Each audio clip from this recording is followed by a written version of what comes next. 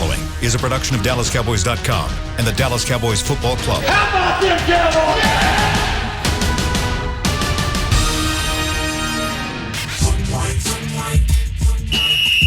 Let's go, baby! Are you ready for a break? Yes. Are you ready for a break? Absolutely. Ready for a break? Yeah, and so much for that. It's time for The Break on DallasCowboys.com. We were on the break! With Nick Eatman, David Hellman, Ambar Garcia, and Derek Eagleton. It is Thursday, October 7th, 2021, Season 17, Episode number 36. Welcome to the latest edition of The Break, live from the SWBC Mortgage Studios at the Star. Got Nick and Dave here with me. We're going to talk some Cowboys football. We're going to zero in on the Giants' defense today versus the Cowboys' offense. We'll be joined by Bucky Brooks in the second segment, and we'll get you guys ready for the game, looking at it mainly from the Cowboys' offense point of view. Let's start first catching up with a quick update from Nick. Give me a 36. Ugh. A good 36. You got a 36? No. Come on. Vince Albritton is the only name that ever comes to mind when I think of 36. And Okay. do you know him? Nope, don't know him. He played like safety. He was a big guy in the 80s. He wasn't really the greatest. Big but guy? That was As in bigger big safety. or big as in Bigger good? safety. Okay. They weren't good in the 80s. But 36, I mean, I don't know. Dave, is there a 36 you can think of? Tony Pollard wore it for like 3 months. That's about all I got. Did he play in a game with that? No, he switched the minute they cut the roster down. That's a nice little nugget. But like when his rookie year, I guess that wasn't Zeke's holdout year, right? Was No. it? When he was in Hawaii and he was doing all that? No, it was. Yeah, it was. Because Jerry famously was like, Zeke who? Was he 'Cause wearing 36 in that? He wore 36 until the regular season started. All right. I got a couple for you. There's a You running wanna give me back one, named Chris? Michael Black. Michael Black. You remember I actually him? remember him. Yeah, I remember him. Yeah. Tariq Smith. Sendejo. I remember the name. Andrew Sendejo. Oh, Okay. there we go. That's a good one. Yeah. Sendejo. Quincy Butler, Okay. cornerback. Yep. Any other ones? We're going deep here. We are going Michael Hamlin. Michael draft Hamlin pick. for a little bit. Okay. Yeah. Yeah. All right, that's good. There you go. We'll stick with that. There wasn't a lot of 36. There's not a lot of No, good not 36s, a lot of sorry. good ones. You're not going to get Hall of Fame worthy at 36. No. All right, let's catch up on some injuries. Zeke Elliott missed practice yesterday, or at least was partial practice yesterday. What was his He status didn't practice. yesterday? He didn't practice. What was his status, and where is he at this point? He's got a sore knee. He's a running back. He carries the ball a lot. I think he's fine. I know he's fine. Okay. Yeah, You know he's fine. I know he's fine. He'll play. We do this every week. I just, wear and tear, management. Some guys need the practice time and some guys don't. I think he'll be okay. He talked. The media brought him over. If he wasn't fine, they That's wouldn't. again, like there's always context clues for this. And if a guy talks to the media after missing practice, he's fine. Yes. Same thing. Randy Gregory was out of practice, joking around, watching people work. Joking with members of the media, watching drills, and then he walked back inside. It's like if you were worried about your availability, you'd be in the training room. Yeah. Yep, the whole practice. All right, Carlos Watkins, who has missed now, how many weeks has he been out? Good question. He got hurt against L.A. or was I don't it think he Tampa? played. I don't think he played in L.A. I don't remember. For some reason, I think it was the first game when he got hurt, but I don't Yeah. know. But he's been out quite a while. He's had some COVID issues too. Has he? Well, he did for a while. He was, Oh, he got in. Yes, Dave. Yeah, Dave. He wasn't He played in LA? the LA game. He got hurt against the Chargers. So he's on his. Small wins. Right? I feel like my memory's not as good as it used to be. So like anytime it serves me correctly, I'm like, all right, still got it. I'm winning. Yeah, he's working his way back. I think they're optimistic that he'll be available. So. was this that week? Was that a drop or was that? Yeah, that was a drop. Okay. I What didn't do you know. think? Chris was over there just clapping? That was Like- definitely Mario Brothers. Yeah, right. I just didn't know. I mean, I don't know what's going on. I think there's a lot going on in there. They're doing a lot of things, so I don't know. Maybe it was Might something else. have been another show, right? Yeah. Yeah. We're so not playing video games over here. Sorry. It is a drop. Carlos was limited yesterday. Being limited on the first day of the practice week is usually a good sign. Yeah. Coming back from an injury, so feel good So, about so him. maybe chance he plays this week. I would maybe. call it likely. Okay, good. Dorrance Armstrong, Donovan Wilson. The expectation is they're probably still out. Yes, right? I think they're still. Donovan Wilson, I'm starting to think you probably don't see till after the bye week. Okay. Which again, groin injury, those are tough, so that makes sense. Dorrance, Stephen Jones said Monday he's further away. Stephen Jones said Monday he was like, we think Carlos will probably play this week. Dorrance is still a little ways away, so that checks out. You wonder though, did they misevaluate, but and their strategy could be completely different, but. You could put these guys on IR if they were going to be out 3 weeks, and Donovan Wilson now has been, and Dorrance probably will be as well. So they could have done that. Yeah. I just don't know if that's something that they want to do. These guys are going to be inactive anyways. You have to have guys inactive. So they've also got.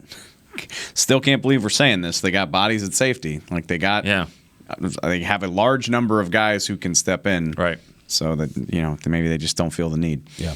Let's move on. Let's talk a little bit about La'el Collins. Yesterday there was a report that he supposedly is suing the NFL with the purposes of trying to get. I don't know. Is it trying to get money back? Is it trying to get back on the field in less than the 5 games that he's been suspended? Those things are the same. Yeah. I mean, true. Dave's all over this. So he's our legal. Is guy. he? No. You listened to my radio hit this morning. You did a good job. Let's now go to our legal correspondent. Sean, we have that. I guess I have We to. need one. I have to apologize to him. I don't follow Daniel Wallach anymore because I don't need to. But I guess he's been weighing in on this, and it took me down memory lane to hear his name. Just Real thinking quick. back to the Zeke saga. Daniel Wallach was the reporter that. He's a lawyer and legal reporter who was just knee deep in the Zeke situation, and so I remember all that. yeah. All right, so he's obviously suspended 5 games. He's done 3 already. He's trying to get back for the final 2. I think the questions, you could say, well, why and will he even play and all that. Everything in life, including this, comes down to money, and I think that's where this really is. It's not just about money this year; it's about money next year, which seems to be a theme of the week here. But as far as with La'el, this is my understanding of this is that he's got guarantees for next year that were voided because he was suspended. And now if he's wrongly suspended, which he believes he is, then not only should he get his money back for the games he's missed, but the guarantees for next year should be back in place in his contract. That's my understanding. So even if the 5 games stayed, the point is there's still I'm sorry. If this wasn't finished being adjudicated until after the 5 games, it's not like it's a lost cause. 'Cause I think for a lot of fans, they're like, well, we know how our legal system moves at snail's pace. The likelihood of this getting done before these 5 games are up is small, but. What you're saying is there are bigger ramifications that maybe he can recoup some of that money, and he can keep his contract intact for next year. That's my understanding of it. Again, I mean, thank you, because you said I'm on top of it. I think you got a better understanding of it than I do. But. Obviously, you can't replay the game, and Terrence Steele's played fine. And if he were, if he's cleared tomorrow, I don't think he plays. I think they're fine with what they've got with Terrence Steele, but also, I don't know how in shape he's been. The good thing is that he has been in the building now the last 2 weeks. He has been here. He's been able to work out. He can go in meetings. So he should be somewhat in football shape, at least maybe to be a backup. I don't think it'll happen this week, but who knows? Maybe it will. We've seen this song and dance before. Not only, which you're right, obviously the legal system moves at a snail's pace in most cases, but they found a way to keep making rulings every 5 to 10 days with Zeke. So true. Who knows? It's something to keep an eye on. I don't think he'll be available against the Giants either way, but I don't blame him for trying to A, get his money back, B, get back on the field. When does LSU play this Saturday? What time? 6:30 p.m. Oh, it'll be something don't like put that on me. Or it might be about like noon or something like that. Yeah, it might be about noon on Saturday. It'll be something where we're like, Judges don't work on weekends, do they? Do what? Judges don't work on weekends, do they? They shouldn't. Yeah, especially not during the LSU. Joe Judge works on Sunday. True. Does he? Sorry, I don't know. Yes, he does. He does. Let's not go down that road. Yes, he'll be here Sunday. So let me ask you this question. Let's assume for a second this actually works out for La'el and he is made available and they reverse this thing on Saturday. Do you think if you're the Cowboys, with what you've seen from Terrence Steele, do you throw him right in, or do you say, hey, we've been practicing all week, we stick with Terrence Steele and maybe for next week? No, I that's don't not. think he can. That's insane. No, you're not going to throw a guy who's been out for almost a month. I mean, at this point, let's assume it's today. It's Thursday. Still don't think so. Okay, good. Especially with how well Terrence has been playing. I don't think he comes in and starts. Could he be a swing tackle At all, or Maybe. this week? this week? Okay, yeah. Yeah, No, maybe, I mean, maybe he could be the swing tackle this week. in some hypothetical, if he were cleared today, I think he'd be active on Sunday. Maybe not as a 50, 60, 70 snap starter, but I think you get him in uniform. Gotta clear a roster spot. He's not on the roster right now, so you gotta get a spot for him. But I think they do. They've done a nice job with their roster. Like, they're not sitting at 53. They've had a spot or two open, it seems like, for the last 3 or 4 weeks. So it's a different world we're in right now with how they manage the roster. I don't think that would be a big problem. But I think they went through a couple, like with Anai and Neal on COVID, they went through at least a week or two where they had like 50 guys on the roster. Yeah, they don't. And it's just way different because you can elevate guys on game day from the practice squad. I mean, if you think about it, and I know it made a lot more sense last year with how intense the protocols were, but like, remember in the old days, and by the old days, I mean 2 years ago. Right. Way back. It used to be a weekly thing to be like, well, a defensive tackle got hurt on Sunday, so they're working like 3 guys out on Tuesday. Like, I haven't really been seeing that. No. Because It's a different world. You keep extra bodies on the practice squad, and that's why. And the protocols make it more difficult to get people in the building, so you just don't even bother with that. And you're like, yeah, we'll make those decisions on Sunday morning because we can. Yeah, I don't know what's going to happen when Sean McEwen comes back. Because they've been kind of moving Jeremy Sprinkle up, down, finding ways. Elevate him. Oh, he's a COVID replacement. They've got ways to do it. But when McEwen comes back, they probably aren't going to do that with him. Just keep putting him on the practice squad and all that. So they are going to have to figure out a spot there, keep 3 tight ends all the time when he comes back. I mean, this high ankle sprain now, I mean, that was the Cardinals game in preseason. Yeah. And then, I mean, I know high ankle sprain, but dang. But that's the thing. The high ankle sprain, like, it can go. Like, you've seen this happen before. A guy gets a high ankle sprain, he's out a significant amount of time for that. Yeah, it's almost as equivalent as breaking a bone. I mean, really? In some way, I've heard the trainers say in some ways it's better if they do break the bone because bones heal, recover, go. Some of these tendons, like that strain, like that, you never know. Wow.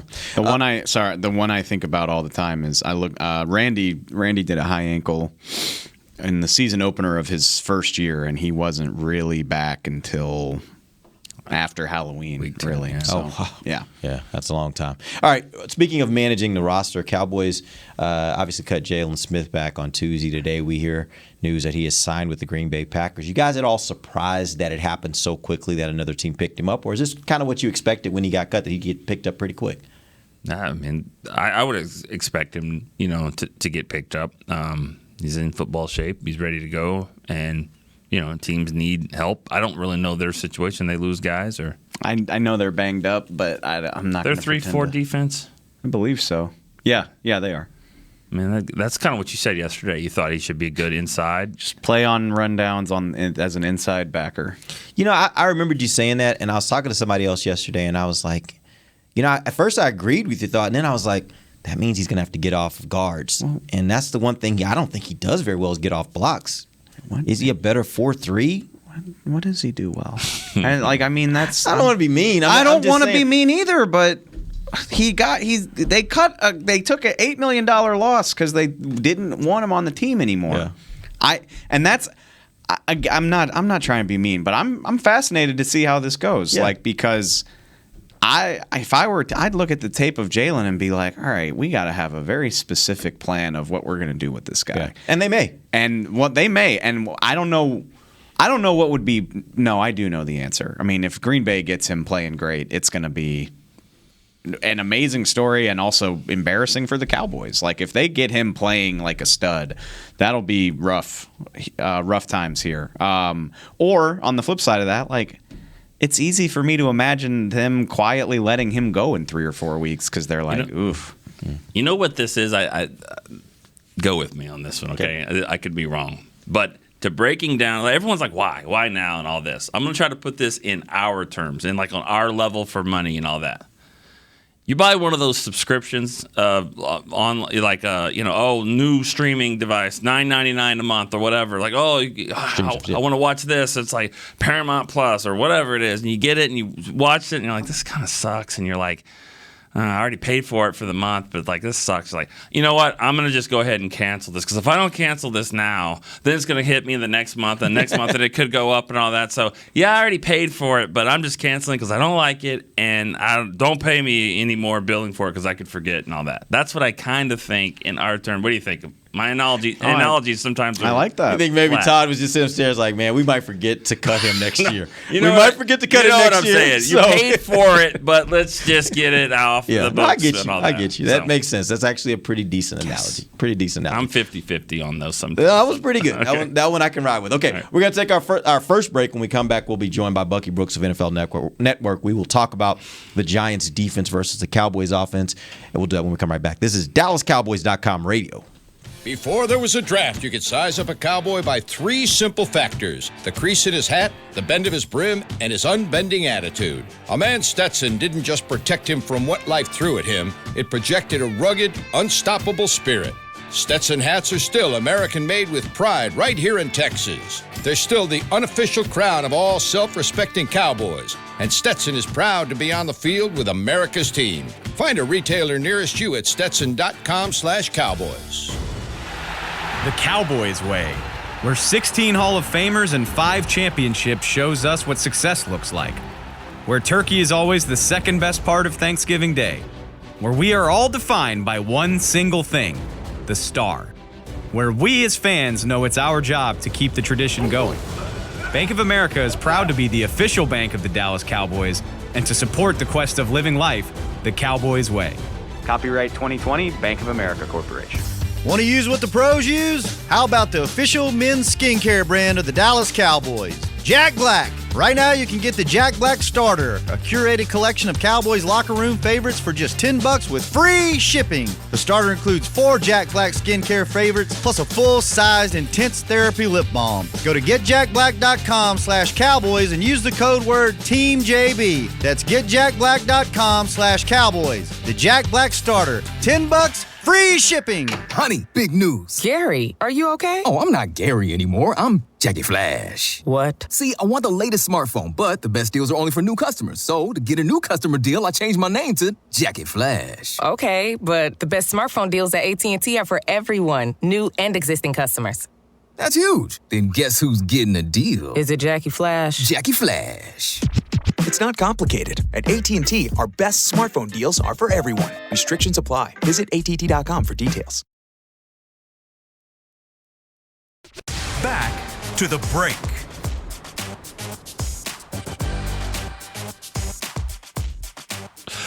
All right, get the ultimate fan experience for the ultimate Cowboys fan. Join Dallas Cowboys United, presented by Globe Life, starting at just $20. Join now, get your fan pack, exclusive benefits, and more. Visit DallasCowboys.com/United for details to join today. Welcome back. Second segment of the break, live from the SWBC Mortgage Studios at the Star. It's time to talk a little Giants versus Cowboys. Today we're focusing on the Giants defense versus the Cowboys offense. We got Bucky Brooks of NFL Network joining us. And Bucky, let's start with, I don't know that this is a team that fans, Cowboys fans, have really watched a lot because they are one of the bottom teams from the standpoint of records. So just give us a kind of a general overview of what this defense does best and what they do. What's the worst thing that they do?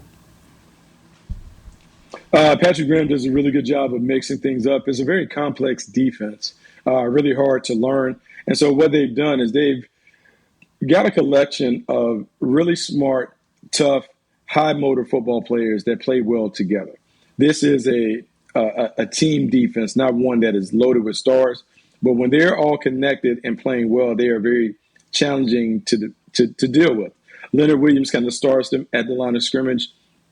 They do a good job of kind of getting after the run and putting you in bad situations and then trying to get after it. But Leonard Williams is the guy that kind of makes it go at the point of attack.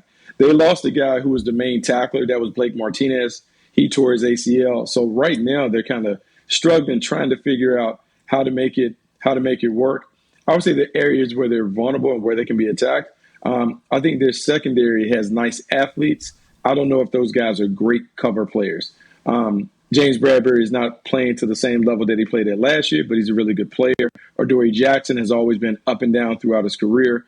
And so those guys are vulnerable on the outside. But on any given Sunday, they have played well. They played pretty well last week against the Saints.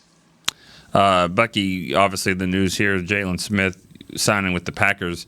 Would he have been a good fit for the Giants? I mean, we kind of mentioned it the other day. And do you like his fit with the Packers? Look, man, I think what happens is a lot of times when you're around the Cowboys, you're a little too close to the flame. And so all of the bad plays that Jalen Smith made over his 5 or 6 years there, they kind of hang in the balance. And so you can't appreciate maybe some of the good that he does. What happens is people will go back to the reports on who he was when he was coming out of Notre Dame. And even though the injuries and those things, they want to kick the tires because for a guy who was at one point rated a top 5 player in the draft, you just kind of want to see what is left. For the Green Bay Packers, a team that has traditionally done that, going back to Ron Wolf in those days, it's standard protocol. Bring him in, see what he has. Does he have something? If he has anything, what can we do to best utilize his skill set? He is going to a spot that should allow him to play to his best. He'll play inside. He'll play on rundowns. Joe Barry also has a relationship with Rob Marinelli. So, there's some intel that has been shared. So they're trying to figure out the best way to use him. I don't know. I don't expect him to be a Pro Bowl player in Green Bay, but I certainly expect him to be a solid player for them in their defense. So please, obviously, correct me if I'm wrong, but just mainly going off reputation and what I know of them from previously, this looks like the best collection of talent in the secondary that the Cowboys have played so far this year. You talk about James Bradbury, they added Adoree Jackson, Ryan, Jabril Peppers, Xavier McKinney. I mean, how is that accurate? And specifically, how is Jackson kind of fitting in with what they do in the secondary? I mean, they're really talented. I mean, you rattled off a bunch of guys that are first and second round picks that are in the back end, really smart, really tough. When they play well together, connect, you don't see a lot of blown coverages. And so they understand what it is that they want to do. When I look at them, though, I think from a playing perspective, James Bradbury is the number one player in that secondary. He's the best player that they have. He is one that has been viewed as a Pro Bowl. He's played at a Pro Bowl caliber level. He's done some really good things for them. Adoree Jackson is the one that is vulnerable. I would say he's a better athlete and football player, a tremendous amount of talent, but he's never necessarily put it together the way that you would think it would come together. Xavier McKinney is a good player coming out of Alabama. He had been hurt, gets back in the lineup. And Jabril Peppers is a guy that they kind of move around and do a bunch of things. So some weeks he plays a lot, other weeks he's not. Another guy that's probably better athlete than defender, but when those guys are played in the right game plan, they can create problems. And Logan Ryan is kind of the glue that keeps it all together. So a lot of good players. I don't know if they have any great players, but playing team defense, sometimes they can look better than they appear individually. Going on with that thought a little bit, the Giants defense gave up 400 yards 400 yard plus in 3 of the 4 games they've played so far. They also allowed 165 yards rushing on 2 of the 4 games. Is this a game like we've seen the last couple of weeks where Dallas, you think, focuses on, at least early, running the ball, establishing the run, and really pushing them around? Because it looks like they have been vulnerable at times to other teams' running games. Yeah, now this is really dealer's choice if you're Kellen Moore. Do you want to gut them with the ground game, or do you want to kind of jump out on them and throw it all over the yard? Sometimes the last 2 weeks has been all about the ground game. So, in the Giants meeting room has been, hey, we got to stop the run. We can't let Zeke and Tony Pollard get going. Well, maybe they flip the script and they come out throwing, try and jump up, put a 14 spot on them, so then they can play comfortably and also put an offense that has struggled, the Giants offense, put them behind the 8 ball, and then you dictate the term. So, I mean, when I talk about it being dealer's choice, Kellen Moore is sitting at the table trying to figure out, how do I want to play this? How do we want to go about it? But I think this could be a time where we see them come out and throw it all over the yard early to set the tone, see if they can jump out to a 2-score lead. Then you begin to see Ezekiel Elliott and Tony Pollard do that. Throw it early and then run it out late. Bucky, in your $5 article this week, you know Dak obviously is a three-letter word. You put another 3 letters next to his name as a contender for MVP. It's early, but you said he's got to be in the conversation now. Why do you say that? Well, I mean, I think if you take the stat sheet off of it, you look, he's third in touchdown passes. They are playing at a crazy level. I think he's second in completion percentage. The team is absolutely rolling. They're averaging over 30 points a game. There's a lot of intrigue and attention that is going on this team. And then when you begin to look at how they fit in the NFC and how they could play and run over the NFC East, you're talking about a team that could have, high double-digit wins and sitting pretty with the 1 or 2 seed if they continue to play the way that they're playing. He's going to be in the conversation. And I think the appreciation for Dak now is finally to the level that people that have really been in his corner are saying, like, we tried to tell you this for the last couple of years. The guy's a really good player. But now I think people have a greater appreciation for the management skills, the playmaking when necessary, and just the total package that he presents, because this is the best football that he's played in his career. And if you go back to the beginning of 2020, he has played at a really high level. He just didn't have the wins to justify some of the verbal bouquets that you wanted to throw at his feet for playing so well.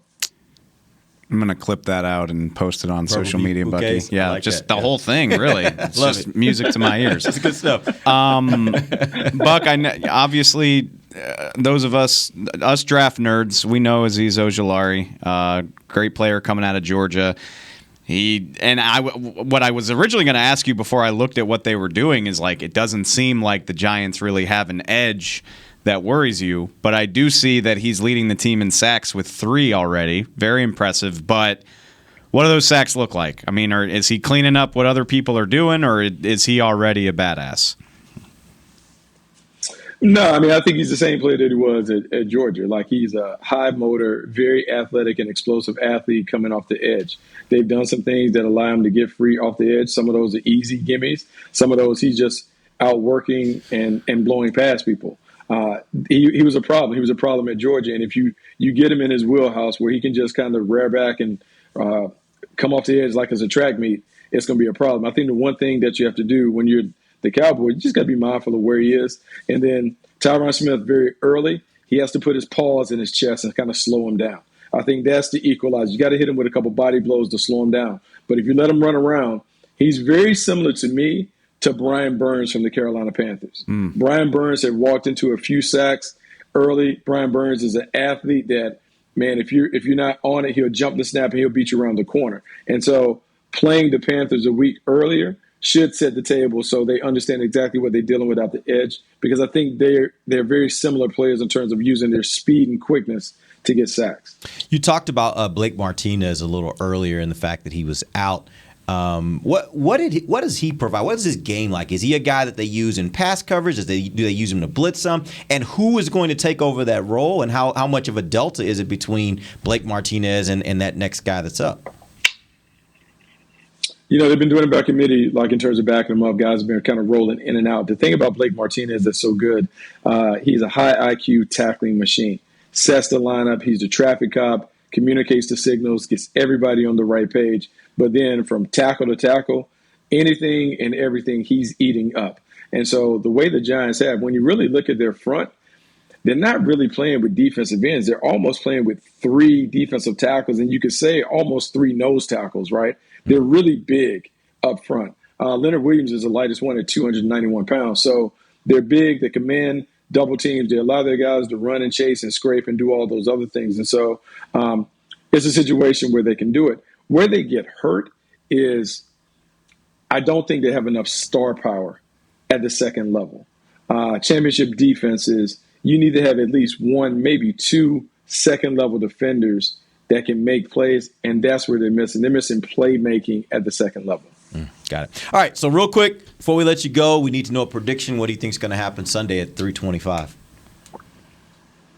All right, it's another maturity game. We kind of talked about this last week. This is one, can the Cowboys, now that everyone is celebrating them, can they take care of business? They're a better team.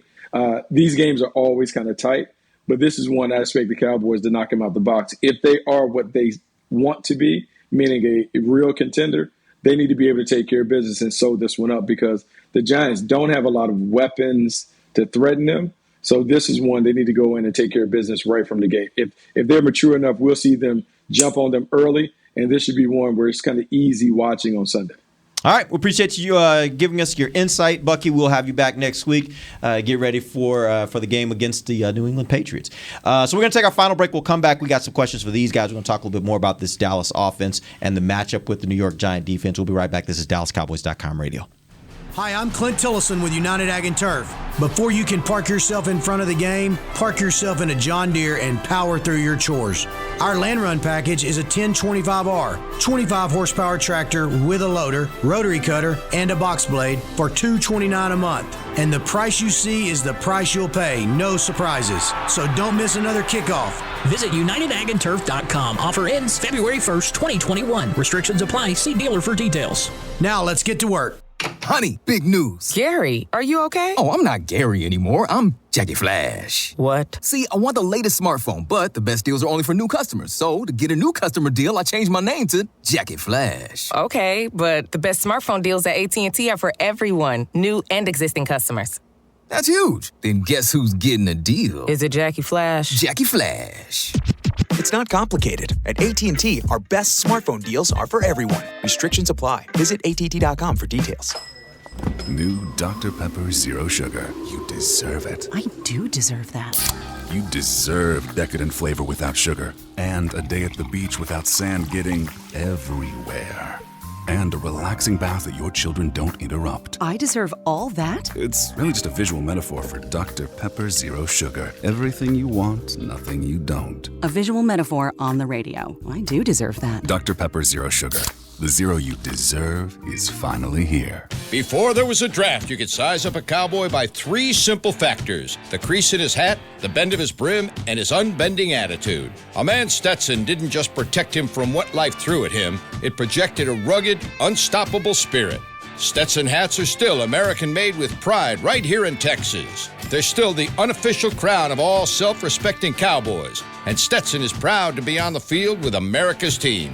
Find a retailer nearest you at stetson.com/cowboys. Back to the break. Energize your next event with an appearance by the world-famous Dallas Cowboys cheerleaders. Ignite your audience and create personalized moments for all. To book America's sweethearts for your next event, visit DallasCowboysCheerleaders.com/appearances. What was that? I just was reading it. It's the first time I've read this one. All right, good. Welcome back.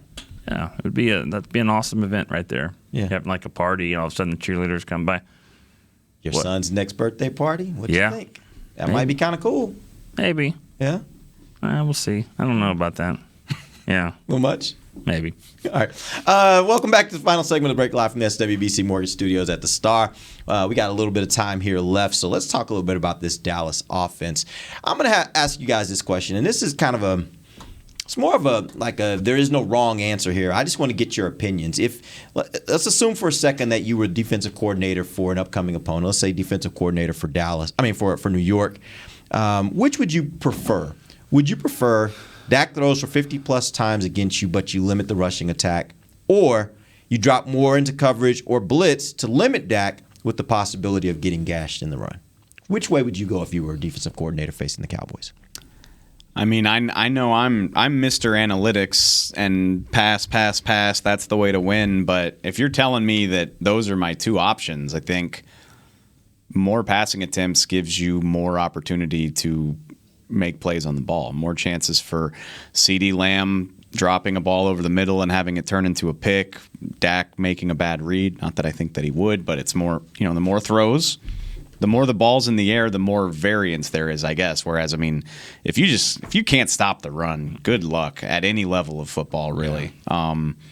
So I guess, it's kind of hypocritical on my part because of how much I stress the passing game, but I would rather take my chances making a play against a guy throwing 50 times than just being like what happened to the Panthers last week. Like, this guy's getting 8 yards per carry and there's just nothing we can do. Yeah, I agree. I think that teams are still, you have to stop the run. It doesn't mean that Zeke is, now still the number one weapon and Dak and all that, because his rookie year, their rookie years, we were like, is it Dak or is it Zeke or is it, and I think it was probably Zeke more than anything. At that there. time, for sure, yeah. But and it's shifted, but still the run game, because the run game makes Dak more dangerous, makes any quarterback more dangerous. If you can't stop the run, then the play action just opens up for everything. And so I think it's still the run, but I think that Dak and the way he's utilizing the tight ends, and I just can't stress this enough because it's so important, and not every team's had it here, not every team's has it in the league. It's just right now, we don't see any issues with these guys about not getting the ball. We don't see it out of Cooper. We don't see it out of CeeDee. We don't see it out of Zeke and Pollard. We don't see it anywhere. And Isn't that a function of winning, though, too? Like, yes. If they ever start losing now, it becomes more of a challenge to keep everybody on the same page? I think so, because the media will definitely, and it's happening now. I mean, I did a show last week. It's like, what's wrong with CeeDee? Well, we actually had a question that came through on Twitter from your dad Alvarez. That's what I thought. I was like, his dad. He's definitely, my dad is definitely watching and critiquing and wants to know what number I'm going to pick for the number 36 this week and all Tell that. him to feel free to chime in if he has some players he wants to throw out there. He brings it back a little bit further, though. But he was asking the same question. He was saying, when does CeeDee get more involved? I mean, obviously he's an explosive player. He's a guy that you don't really want to waste his talent.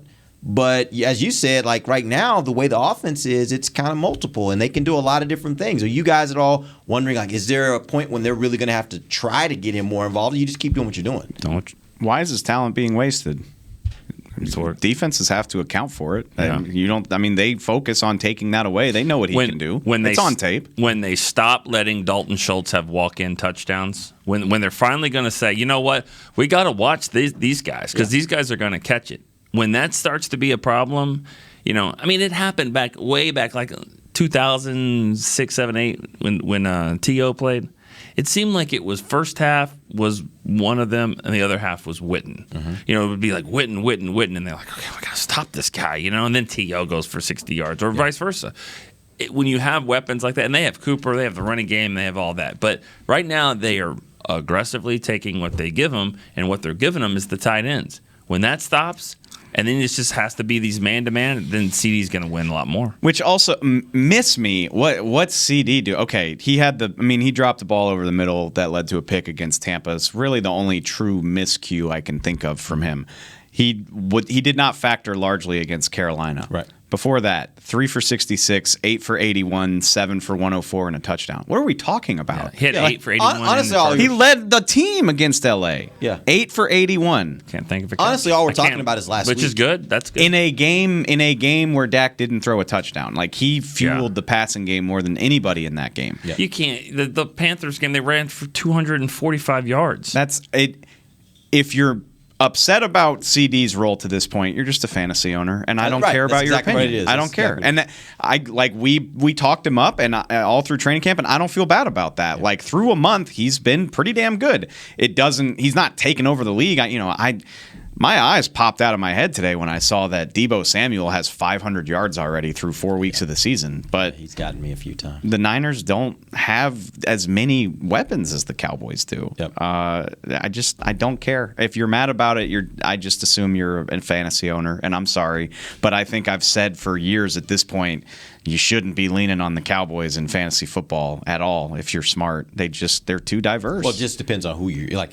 Dak is a great Dak could be fine. Zeke is a pretty good pick, but yeah, you're right. Zeke looks like a pretty good pick right now, but people were pissed at him after week 1 and 2.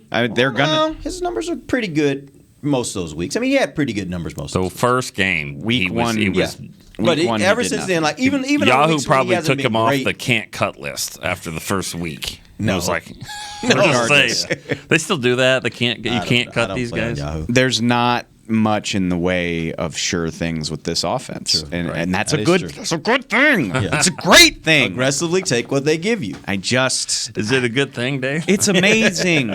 He's got some energy today, man. Which is ironic. No, he actually has some anger, is what he has. Actually who made you mad before this? Maybe I was gonna say, like, I was worried my energy was low because my back is killing me. So I'm like trying to fight through it. So I'm glad nobody noticed. I got some medicine. Quit bench pressing by yourself. Get a spotter next time. Good point. Where's back?